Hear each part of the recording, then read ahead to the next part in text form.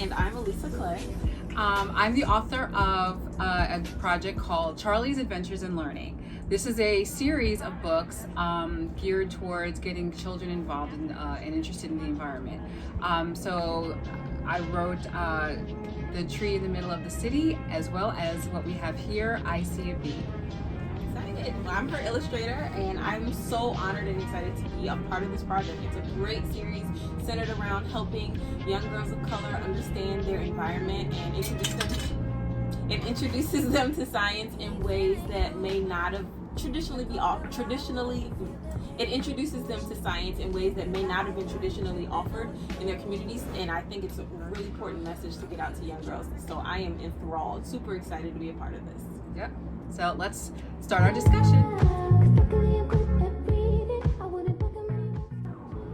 So Charlie's Adventures in Learning is being developed as a series for young children, specifically focused on young girls of color who don't normally get a chance to feel like they're involved in the environment and environmental issues. So the idea was to just get them young.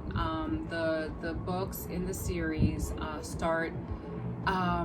are aimed at kids aged like 3 to 5, in that preschool age where they're, learning a little about their environment around them. They're touching, they're feeling, they're seeing what they have around them. So these books are aimed to kind of capture the topics that may come up when little ones are going out in the playground or playing with friends, going to the beach, even just going outdoors from their house and taking a look at the sky and saying, hey, what's going on. So I just thought it would be as a great idea to capture that moment and put it in books that allow them to kind of say, oh, well, the character Charlie is just like me, and she's curious about the environment around her. I think it's really important. Like I'm trying to recall and remember what it felt like being that age, and if there was anybody I could find that looked like me. Like I know now kids have maybe Dr. Stuffins. Mm-hmm. I'm not I don't know everything that's on like Disney or Nickelodeon now, but all I remember is Sesame Street. And even then I never saw girls that looked like me. There were characters of color, which is really cool, and I'm so grateful. I mean, it was the 80s,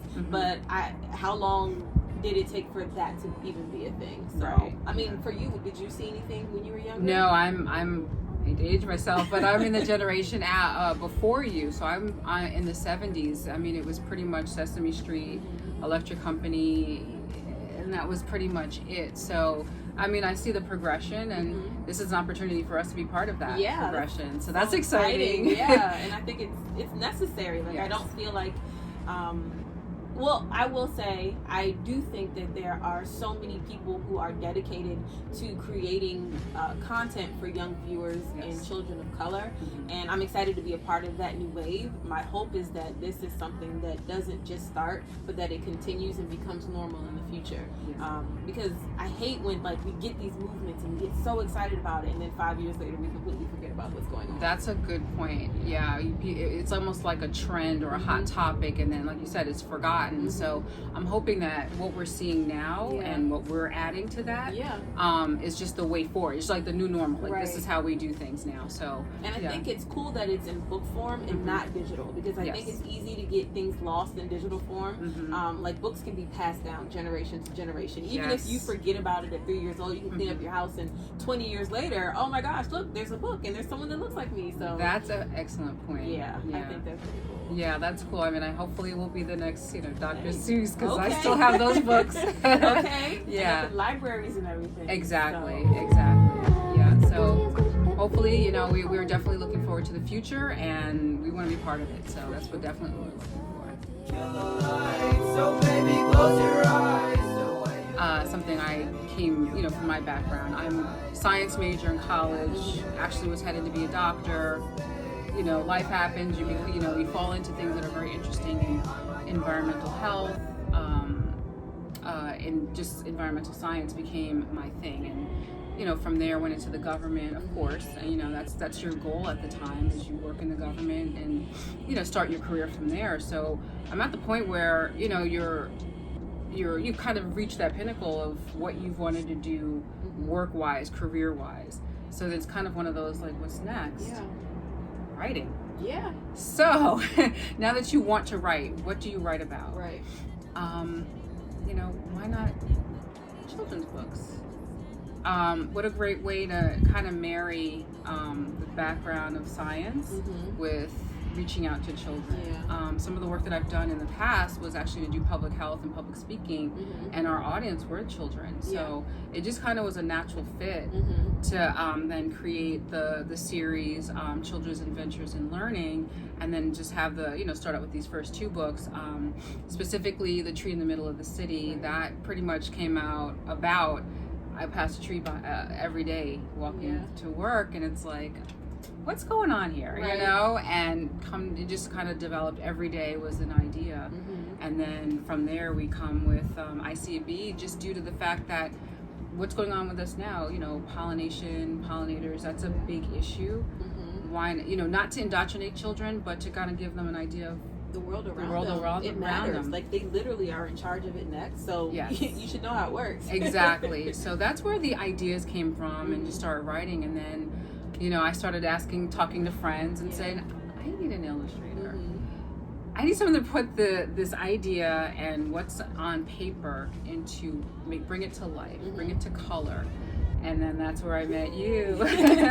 Yeah. I think it's really cool. I love how you come from like this science world. I work with kids. I live in the arts world. And when we hear we're going to illustrate a story and we're going to do things, and especially when we do it for children of color, it's always centered around the arts. And I love that this isn't. And that's not to knock that, like, that's my world. I would never not love the arts. Right. But to create content that is made for children who aren't looking to be the next singer, the next Beyonce, the next athlete, or anything like that. Like, there's so many other things that our culture and our generation we're talented in, and I would love that I'm able to help use my talents to help you encourage someone who isn't looking to be the next Beyonce. It's okay to be a doctor, it's okay to be a lawyer, it's okay to do all the different things, and to really push especially young women of color into the world of science. Like, I mean, you live there. I can only imagine, like, I don't know how many other women of color look like you, but how many other women of color are in your environment.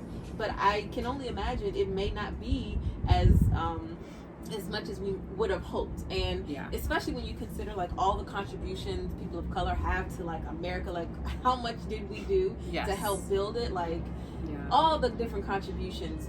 There should be more of us in places like science. We should celebrate it. So I love that I'm able to help push a different side, a different generation of kids who may not have necessarily been seen or heard. And I can this is for like the young you. It's for the little one who looks up and is like, how do clouds work? Why is the sky blue? Really, why is it blue? Tell me how. Exactly. It's blue for a reason, but why?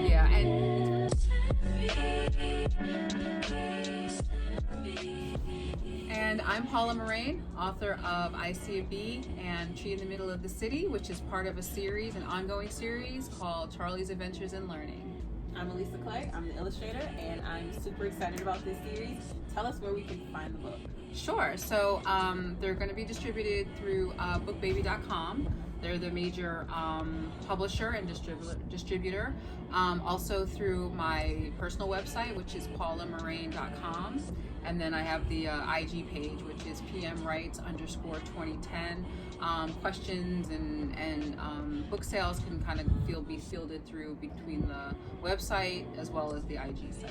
So, and where can we find you? I know festivals are happening. Yes, this is the most exciting part, is just being able to interact with different authors and meeting folks who are interested in books as well. So I'll be my first festival ever will be the Women's Rights Festival on October 9th at the Marietta Mansion in Glendale, Maryland. So I'm really looking forward to being there and having the books ready and books and the merch and everything. So very excited about that. So I'm excited for you. I can't wait. We'll get out there. Definitely. And then please keep an eye out for Charlie's Adventures in Learning. More books are coming. Yes. All right. Take care.